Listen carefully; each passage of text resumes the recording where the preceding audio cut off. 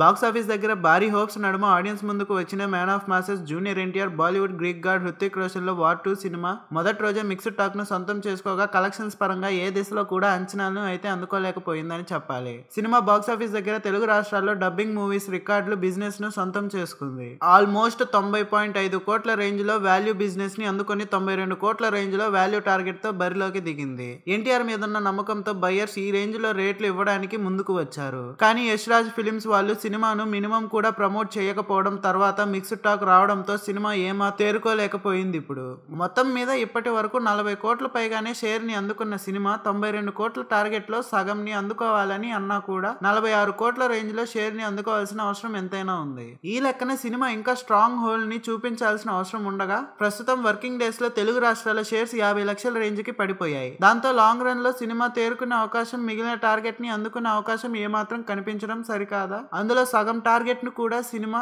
ఇప్పుడు అందుకోవడం కష్టంగానే కనిపిస్తుంది. దాంతో తెలుగు రాష్ట్రాల్లో ఉన్న బిజినెస్ లో సగానికి అటు ఇటుగా లాస్ ను సినిమా ఇప్పుడు సొంతం చేసుకోవడం ఖాయంగా కనిపిస్తుంది. మొత్తం మీద బాక్స్ ఆఫీస్ దగ్గర సినిమా దారుణంగా విఫలమైందని చెప్పాలి. ఇప్పుడు మరి చూస్తున్నానండి లేటెస్ట్ అప్డేట్స్ కోసం దయచేసి మన ఛానల్ ని సబ్స్క్రైబ్ చేయండి, లైక్ చేయండి, షేర్ చేయండి, కామెంట్స్ పెట్టండి.